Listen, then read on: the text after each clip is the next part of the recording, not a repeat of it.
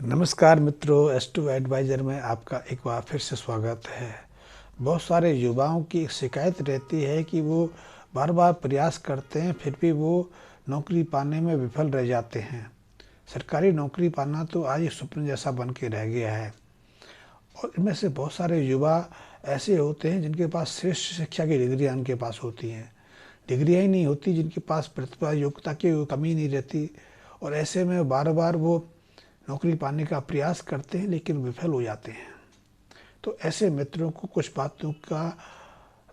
बातों को अपने दिमाग में रखना चाहिए। पहले तो ये कि आजकल भारत में सरकारी नौकरियों की संख्या निरंतर घटती जा रही है। कई कारण हैं।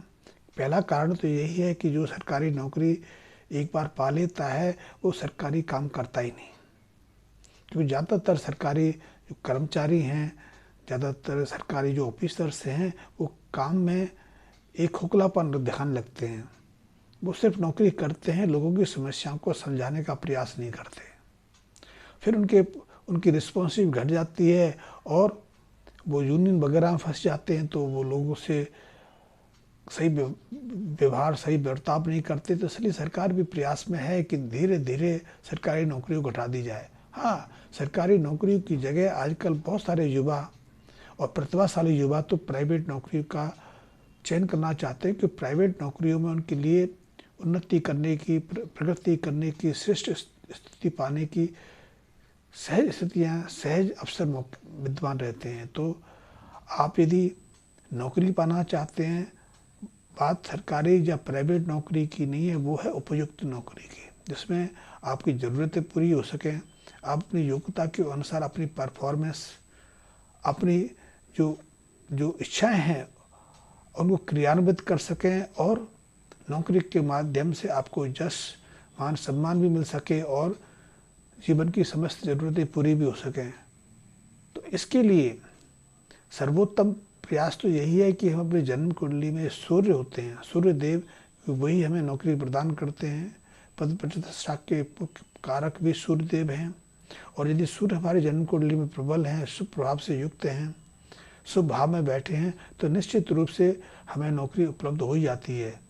और आप ये मत सोच के बैठे कि सूर्य या मैं जो कहता हूँ कि सरकारी नौकरी मिल जाएगी, क्योंकि सरकारी नौकरी के लिए बहुत प्रयास करते हैं, लेकिन आज सिस्टम युवक हैं, ये प्रतिभावान युवक हैं, वो या तो IAS IPS की तैयारी में रहते हैं, या कुछ चुनिंदा नौकरियां हैं जिन्हें सरकारी नौकरी की को आशा रहती है। ज़्यादातर प्रतिभावान युवक तो इनकी जगह प्राइवेट सेक्टर का चुनाव करते हैं। इसलिए आजकल कंप्यूटर साइंस, MBA या फिर रिसर्च स्कॉलिंग में जाने के लिए बहुत सारे युवक प्रतिज्ञा करते रहते हैं कि प्राइवेट सर्विस सेक्टर में इन युवाओं के लिए काफ़ी उम्मीद, काफ़ी आशाएं रहती हैं।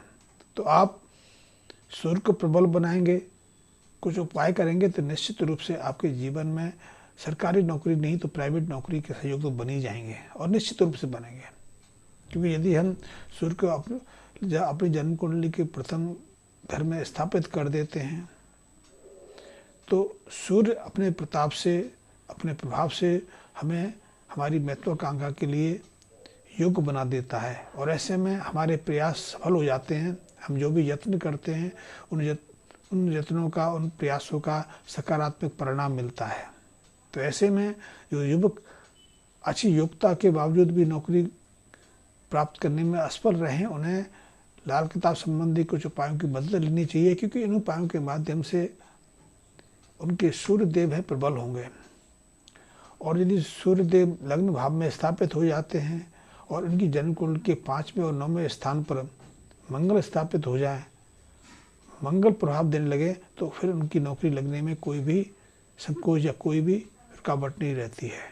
तो यदि आप बार बार के प्रयास में भी असफल रहे हैं, तो लाल किताब संबंधी कुछ उपायों की मदद लीजिए। इनमें सबसे पहला उपाय तो यही है कि सोमवार के रविवार के दिन 43 रविवार भी इसको कर सकते हैं, उसको आगे भी जारी रख सकते हैं। तो 43 रविवार आप उपवास रख के, या फिर उस रविवार के दिन नमक का सेवन त्याग कर मीठा भोजन करके आपने बंदरों को, यदि बंदर आपको लाल मुँह वाले बंदर मिल जाएं, यदि आपके क्षेत्र में हों, तो उनको गुड़ और गेहूँ भुना हुआ हो वो आप खिला सकते हैं।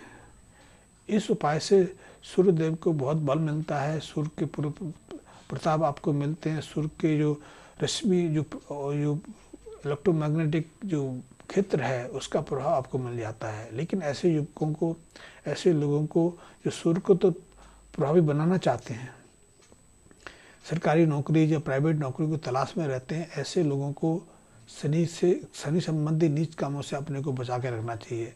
शनि संबंधी नीच काम है जैसे कि अंडे मांस का सेवन करना, मछली का प्रयोग करना, शराब का सेवन करना, कुसंगति में पड़ जाना, जुआ खेलना, रात्रि को होटल्स क्लबों में विपरीत लिंगी के साथ में समय व्यतीत करना, ऐसे कार्यों से शनि प्रबल बनते हैं, शनि की अशुभता बढ़ जाती है और बहुत सारे मांगलिक कार्यों में या फिर नौकरी आदि कार्यों में कई तरह की विघ्न बाधाएं खड़ी होती हैं। तो आप एक तरफ सूर्य को प्रबल बनाना चाहते हैं, दूसरी तरफ शनि को प्रबल बना के उस शुभ योग का लाभ समाप्त कर लेते हैं। तो शनि संबंधी नीच काम आपको नहीं करने चाहिए।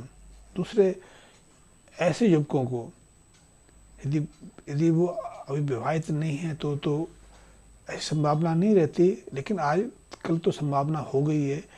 और यदि विवाहित हैं, वैवाहिक कार्य हो गया है तो दिन के समय कभी भी इनको पत्नी के साथ में, जीवन साथी के साथ में सहवास नहीं करना चाहिए। दिन में सहवास करने से सूर्य कुंठित हो जाते हैं, सूर्य का अशुभ प्रभाव बढ़ जाता है। ऐसे में नौकरी में तो परेशानी आती रहती है, पद प्रतिष्ठा में भी गिरावट आती है। यदि आप नौकरी में सेलेक्ट हो जाते हैं तो निश्चित रूप से वह अवनति हो जाती है, आपको नौकरी से जवाब हो जाता है। वैसे भी कहा गया है, एक पुरानी मान्यता है कि दिन के समय, संध्या के समय तो कुछ कार्य नहीं करने चाहिए। इसमें एक संभोग भी है। पुराने ज़माने में हमारे बुजुर्ग कहते थे कि संध्या को ये दोनों समय मिलते हैं। सूर्य छिप रहा होता है, रात उदित हो रही होती है, संध्या का समय होता है, अंधकार पसर रहा होता है, प्रकाश मंद हो रहा होता है। ऐसे समय में हमें शारीरिक संबंध नहीं बनाने चाहिए, क्योंकि यदि उस समय हमारे शारीरिक संबंध से गर्भ की स्थापना हो जाए, क्योंकि उस मिलन काल में, उस संध्या काल में बहुत सारे जो असुरी शक्तियाँ होती हैं, आत्माएं होती हैं, वो सक्रिय अवस्था में रहती हैं। और यदि ऐसे में वो गर्भ में वो प्रवेश कर जाएं तो बच्चे के जीवन पर बहुत प्रभाव पड़ता है। वो बच्चे मंद बुद्धि हो जाते हैं, मानसिक विकारों से ग्रस्त हो जाते हैं, शरीर का पूरी तरह से विकास नहीं होता, या जन्म के उपरांत वो बीमार रहते हैं और वो बच्चा एक श्राप बन के रह जाता है। तो इसलिए अनुभवों से हमारे बुजुर्गों ने कहा था कि संध्या काल को हमें सहवास से, सम्मुख से परहेज करना चाहिए। और वैसे भी यदि आप नौकरी में हैं तो आपको अपनी पद प्रतिष्ठा और मान सम्मान को बचाए रखने के लिए, जीवन में उन्नति करने के लिए दिन के समय तो सहवास करना नहीं चाहिए, सेक्स करना ही नहीं चाहिए।